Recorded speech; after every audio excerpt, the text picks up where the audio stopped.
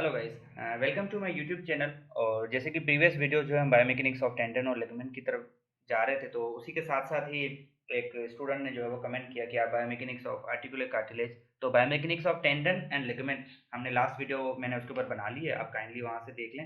लेकिन biomechanics of articular cartilage जो है ना, वो हम इसके ऊपर थोड़ा सा देखते हैं कि what is the biomechanics of articular college. तो उसके ऊपर मैंने ये नेट से जो प्रेजेंटेशन डाउनलोड की है और एक्सप्लेन जो है मैं उसको थोड़ा सा साथ साथ करता चला हूँ। ये मेरी प्रेजेंटेशन नहीं है। और वेल मूव ऑन करते हैं, तो इंट्रोडक्शन देते हैं कि what are the articular cartilage. तो जैसे कि आपको दिख रहा है, articular cartilage is the dense and white connective tissue जो कि 1 से लेकर 5 तक मिलीमीटर जो है थिक होता है। और नॉन वेस्कुलर है, नॉन इनर्वेटेड है, मतलब इसकी कोई आर्टरियल सप्लाई नहीं है, इसकी कोई नर्व सप्लाई नहीं है। और they are found in the synovial joint, जितने भी साइनोवियल जॉइंट्स हैं उनमें आर्टिकुलर कार्टिलेज डेफिनेटली होते हैं। और उनका फंक्शन यही होता है कि वो उस जॉइंट को कंप्रेशन से बचाते हैं, वहाँ पे लोड जितना भी आता है उसको डिस्ट्रीब्यूट करते हैं और वहाँ पे मूवमेंट अलाउ करते हैं, लेकिन keep in mind friction free movement करते हैं, किसी डैमेज और फ्रिक्शन से बचाने के लिए, ताकि दो बोन आपस में रगड़ा ना खाएं। जैसे ही दो बोन अगर आपस में रगड़ा खाएंगे तो डेफिनेटली मोबिलिटी भी रिस्ट्रिक्ट हो जाएगी और प्लस में इनस्टेबिलिटी भी हो जाएगी। तो फ्रिक्शन फ्री मूवमेंट प्रोवाइड करने के लिए वहाँ पे साइनोवियल मेम्ब्रेन है, साइनोवियल फ्लूइड है, वहाँ पे आर्टिकुलर कार्टिलेज है अपने।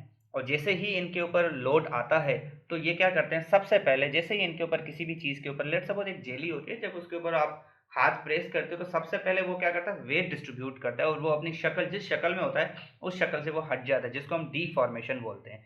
मिसाल के तौर पर तो ये भी कह रहा है कि जब लोडिंग आएगी इसके ऊपर तो जो आर्टिकुलर कार्टिलेज है वो शक्ल अपनी चेंज कर देंगे, डिफॉर्म कर देंगे, क्योंकि उसका फ्लूइड निकल जाएगा। तो एक्सक्यूडिंग द साइनोवियल फ्लूइड। और ये फ्लूइड विद इन मैट्रिक्स जो है वो सस्टेन करता है प्रेशर को। एक जेली है, जिस तरह हमने क्वेश्चन बरसात पढ़े थे, तो वो वर्क करते हैं या सस्टेन करते हैं प्रेशर के ऊपर, लेकिन एक हद तक। जब प्रेशर हद से ज़्यादा हो, रेट पे डिपेंड करता है और अमाउंट पे डिपेंड करता है। अगर फोर्स सबसे ज़्यादा है और वो बर्दाश्त नहीं तो वो रप्चर हो सकता है, लेकिन अगर फोर्स कम है लेकिन उसका पीरियड ज़्यादा है, ड्यूरेशन ज़्यादा है, पीरियोडिक है, तो फ्लूइड जो है विद इन मैट्रिक्स सबसे पहले सस्टेन करता है प्रेशर के ऊपर, लेकिन लोडिंग जो है वो फास्टर है and at a low rate, so component है, तो वो रेजिस्ट करता है लोड के ऊपर, रेजिस्ट करता है लोड को। ठीक है। नो एबिलिटी या लिटिल रीजनरेट, जब भी एक बार डैमेज हो गए तो इसके बाद इसके ऊपर रीजनरेशन की जो प्रॉपर्टी जिस तरह नर्व और दूसरे सेल्स में, इसमें नहीं होती।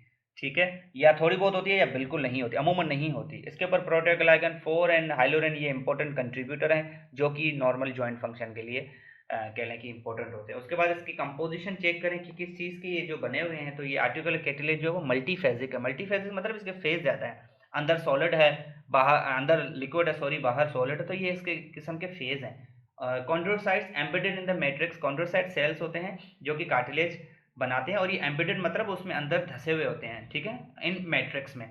और उन मैट्रिक्स में क्या होता है, कोलेजन होता है, प्रोटीओग्लाइकागन होता है, सबसे ज़्यादा इसमें फ्लूइड होता है, इसीलिए they are jellish and they sustain the pressure. 75% fluid होता है और आयंस भी इसमें होते हैं। उसके बाद जो कोलेजन है वो लेयर्स बनाता है, जिस तरह हमने दूसरे डिफरेंट टेंडन्स और लिगामेंट में पढ़ा था। और इनके 3 जोन्स होते हैं, superficial, middle and deep zone होती है। और सारा उसके बाद थ्योरी जो इसकी थोड़ी बहुत एनाटमी लिखी हुई है। और इसमें सबसे ज़्यादा जो बायोमेकेनिकल पढ़ने वाली बात है वो ये है कि it has high tensile stiffness and strength. उसके बाद हम प्रोटीओग्लाइकान की तरफ आ जाएं तो they are the large protein and they are polysaccharide in nature. Polysaccharide molecule non homo जो है वो होमोजीनियसली हैं, डिस्ट्रीब्यूटेड होते हैं इन कोलेजन में। और हाईएस्ट कंसंट्रेशन इनकी कहाँ पे होती है, मिडिल जोन में, लोएस्ट होती है सुपरफिशियल में। और ये स्टेबिलिटी और रिजिडिटी देते हैं, ईसीएम, एक्स्ट्रा सेलुलर मैट्रिक्स को। उसके बाद मोस्ट इंपॉर्टेंट फैक्टर जो है वो वाटर है, जो सबसे ज़्यादा इसमें होता है और मोस्ट अबंडेंट कंपोनेंट होता है कार्टिलेज का। Most concentrate near the articular surface होता है और इसमें फ्री मॉलिक्यूल होते हैं अपना सोडियम, पोटेशियम और कैल्शियम के। और यही मूवमेंट अलाउ करता है न्यूट्रिएंट की, गैस की, और डिफ्यूजन के थ्रू ये न्यूट्रिशन प्रोवाइड करता है टेंडन, लिगामेंट वगैरह को। और यही वेस्ट प्रोडक्ट को जो है वो रिमूव करता है। आफ्टर दैट अपकमिंग जो हमारा जो मेन पॉइंट था वो ये बायोमेकेनिकल बिहेवियर हम देखें अगर इसका, तो cartilage treated as a biphasic, जिस तरह मैंने बताया, इंटरनल जो है वो फ्लूइड है, बाहर जो है वो सॉलिड, तो ये बाईफेज है और हाईली स्ट्रेस्ड मटेरियल है और सस्टेन करता है। To understand the cartilage response to strode, जो इंट्रोसिनिक, इसके जो अंदर की जो प्रॉपर्टीज़ हैं मस्ट भी हमने जो डिटरमाइन होनी चाहिए, हमने पढ़नी होनी चाहिए अगर हमने कार्टिलेज को समझना है। एक चीज़ को आप अंदर से समझोगे तो ही आप उसकी प्रॉपर्टीज़ की तरफ पहुंच पाओगे। तो कंप्रेशन, टेंशन और इनको जो है ये सस्टेन करता है। उसके बाद जो इंट्रिंसिक मैकेनिकल प्रॉपर्टीज़ हैं जो कि रेजिस्ट करती हैं, जिस तरह विस्कोसिटी है, फ्लो को रेजिस्टेंस करती हैं, सॉलिड मटेरियल मैट्रिक्स को, और प्रेशराइजेशन प्रेशर को सस्टेन करती हैं। इंट्रिंसिक फ्लूइड प्रेशराइज, जिसमें सबसे जो ये मिल मिला के जितनी भी इनकी प्रॉपर्टीज़ हैं, उनके जो मेजर जो फंक्शन है बायोमैकेनिकली वो दो हैं। सबसे पहले लोड बियरिंग कैपेसिटी या लुब्रिकेशन है।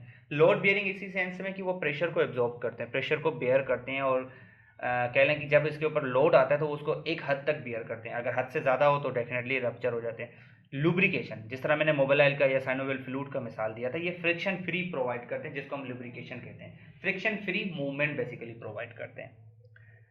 उसके बाद अगर हम देखें इनके फंक्शन जो है, डिस्ट्रीब्यूशन ऑफ लोड है। ये सबसे पहले लोड को डिस्ट्रीब्यूट करते हैं। अगर एक ही कार्टिलेज जो वो डिस्ट्रीब्यूट अपने ऊपर ले लेगा तो वो टीयर हो जाएगा, इसीलिए सबसे पहले ये फैला देता है, डिस्ट्रीब्यूट कर देता है, डिवाइड कर देता है कि थोड़ा सा ये, थोड़ा सा वो, इस तरफ इधर उधर कर देता है। और improvement of fit of articular, improvement मतलब फिट रखता है आर्टिकुलेट कार्टिलेज को, वो भी इसका फ्लूइड है, इसका शेप बना के रखता है। Limitation of bony surface, simply इसकी एक लाइन लिख लो, limitation of movement. Excessive movement की जो है लिमिट करता है, एक हद तक जो है वो मूवमेंट अलाउ करता है, जिस तरह हम लिगामेंट में ऑलरेडी पढ़ चुके हैं। रिटेंशन ऑफ जॉइंट लुब्रिकेशन, अपनी जो लुब्रिकेशन उनको बचा के रखता है। जो इंटरनल इसकी फ्लूइड स्ट्रक्चर है उसको कोशिश करता है बचाने की, लेकिन डेफिनेटली अगर आप उसको हद से ज़्यादा लोड दोगे तो वो नहीं कर पाएगा, वो डिफॉर्म हो जाएगा। और शॉक एब्जॉर्प्शन, अगेन वही बात, बियर करता है लोड को। These were the functions and clinical significance of AC articular cartilage, और यही इसकी बायोमैकेनिकल प्रॉपर्टी है। Thank you so much. This was all about the biomechanical properties या बायोमैकेनिक्स ऑफ कार्टिलेज या स्पेशली द आर्टिकुलर कार्टिलेज। अगर कोई भी question हो तो आप वीडियो की एंड में जो वो कमेंट कर सकते हैं। And thank you so much.